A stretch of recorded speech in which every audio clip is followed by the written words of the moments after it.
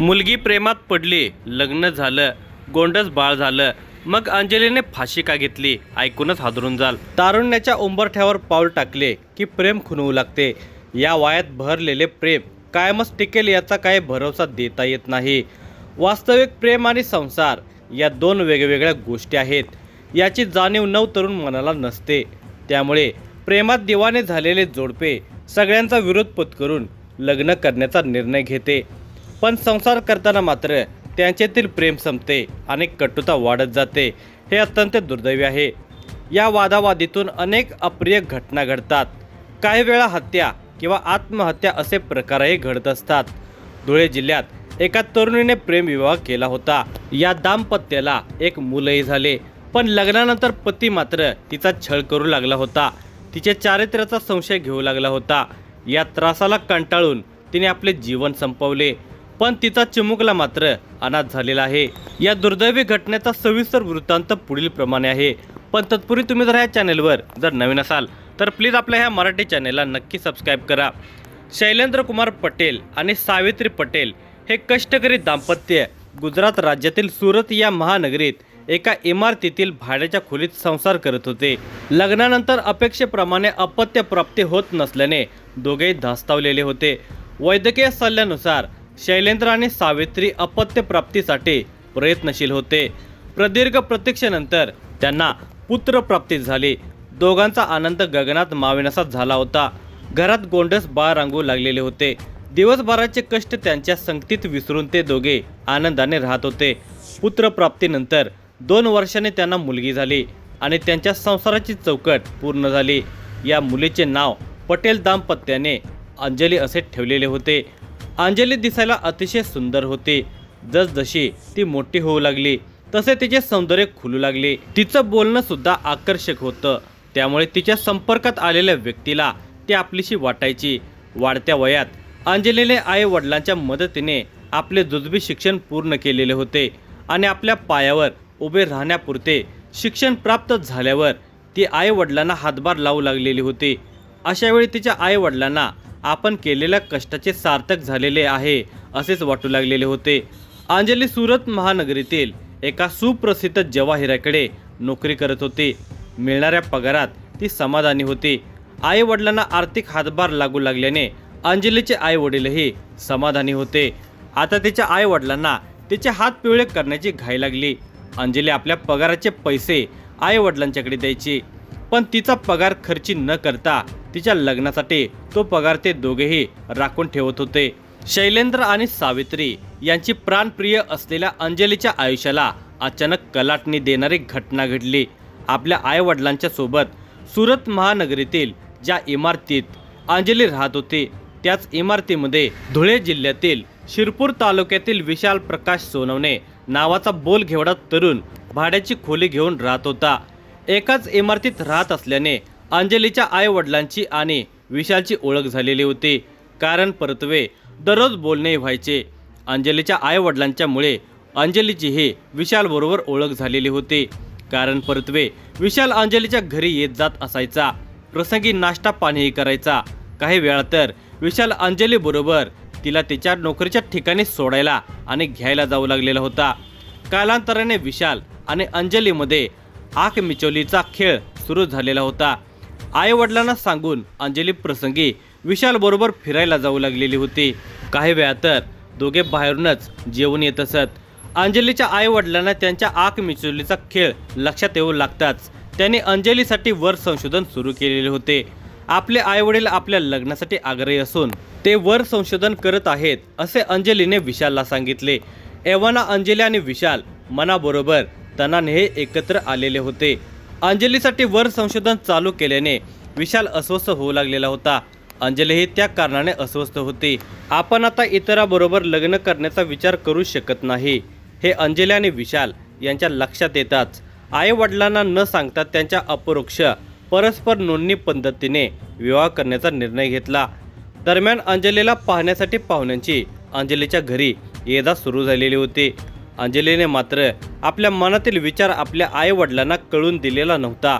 विशालसुद्धा अंजलीसोबतच आंतरजातीय प्रेमविवाह नोंदणी पद्धतीने करण्यासाठी आग्रही होता.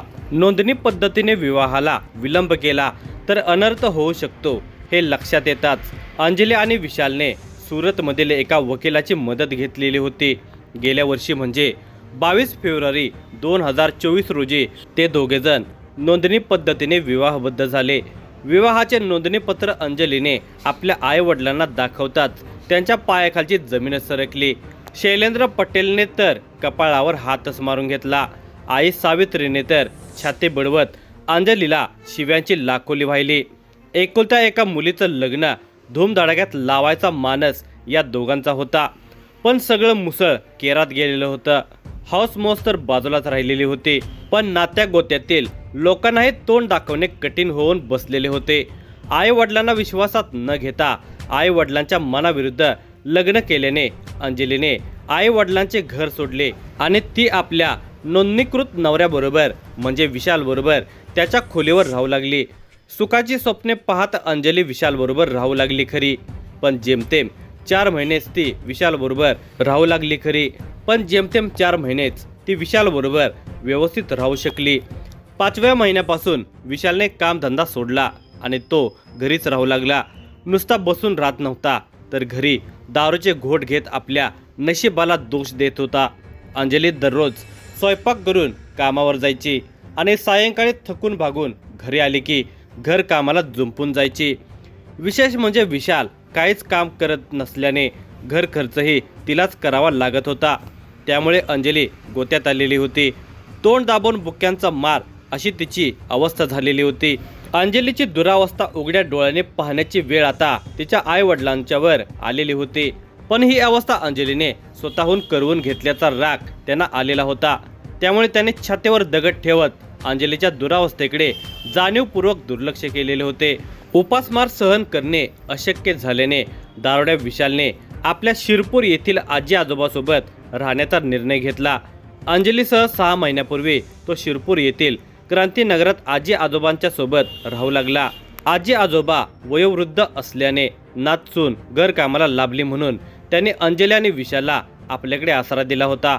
काही दिवस विशाल व्यवस्थित वागत होता म्हणून अंजली मनातून सुखावलेली होती. पण हे सुख तिला जास्त दिवस लाभलं नाही.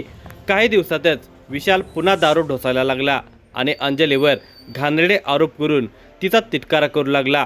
आगीतून निघून फुपाट्यात पडल्याची जाणीव अंजलीला झालेली होती. पण सहन करण्यापलीकडे तिच्यासमोर पर्यायच नव्हता. आता तर दारूच्या नशेत विशाल अंजलीवर तिच्या चारित्र्याबद्दल संशय घ्यायला लागलेला होता. ती मुळात सुंदर आणि बोलायला लागवी होती. हाच तिचा दोष होता. अंजलीला इकडे आड आणि तिकडे विहीर असं झालेलं होतं. सुरत सोडून विशालबरोबर ती शिरपूरला म्हणजे धुळे जिल्ह्यात आलेली होती. तेव्हा ती गरोदर होती. अंजलीला दिवस राहिल्यापासूनच तिच्या मागे विशालच्या माध्यमातून संकटाची मालिका सुरू झालेली होती. गर्भार अवस्थेतच ती सुरतहून शिरपूरला आलेली होती. तेव्हापासून आराम आणि गोड कौतुक तर राहिलं बाजूलाच, उठता बसता तिला शिव्यांची लाखोली खावी लागत होती. घरकामाने ती बेजार झालेली होती. आता तिला विशालचा ताप सहन होईनासाच झालेला होता. नाईलाज म्हणून ते आपल्या आईला म्हणजे सावित्रीला व्हॉट्सअपवरून विशाल तिचा कसा छळ करतो या संदर्भात मेसेज पाठवू लागलेली होती. दरम्यान 14 दिवसापूर्वी अंजलीने एका सुंदर बाळाला जन्म दिला. आपल्याला मुलगा झाल्याचा आनंद होईल आणि विशाल सुधारेल अशी अंजलीला अपेक्षा होती. पण झाले उलटेच. बाळंतपणाचा खर्च वाढला. घरात आर्थिक तणाव निर्माण झाल्यामुळे विशाल अधिक चिडचिडा झाला. आता तर त्याने दारूच्या नशेत हे बाळ माझं नाहीच असा घाणेरडा आरोप अंजलीवर केला. त्या दिवसापासून अंजली हादरून गेलेली होती. मनाने खचलेली होती. जगण्यातील तिचा रसच संपलेला होता. विशालबद्दल तिला घृणाता वाटू लागलेली होती. या अवस्थेत आई वडिलांच्याकडून कुठल्याच प्रकारची सहयोगाची अपेक्षा नव्हती. शनिवार दिनांक 23 मार्च 2025 रोजी सायंकाळी अंजलीने आपल्या 14 दिवसांच्या दुर्दैवी बाळाला आपल्या आजी सासऱ्यांच्या ताब्यात दिले आणि ती वरच्या मजल्यावरील खोलीत गेली. बऱ्याच वेळानंतर आजोबा जवळचं बाळ रडू लागलं म्हणून ते अंजलीला हाका मारू लागले. पण अंजली खाली आली नाही किंवा तिच्याकडून काही प्रतिसादही मिळाला नाही.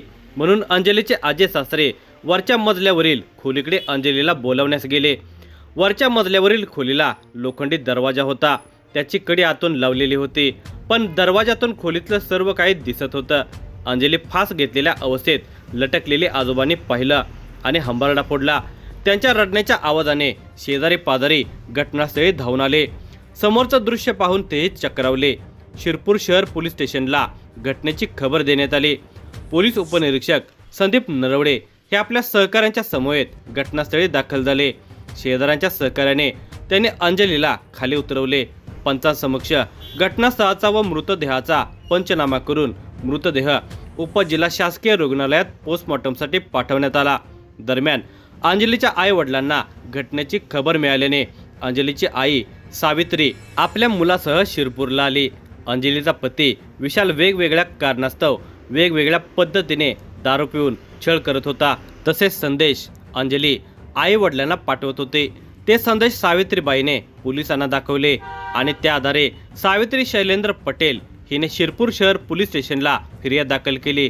त्या आधारे विशाल प्रकाश सोनावणे याच्या विरोधात शिरपूर शहर पोलीस स्टेशनला गुन्हा दाखल झाला. पोलिसांनी त्याला अटक करून गजाआड केले.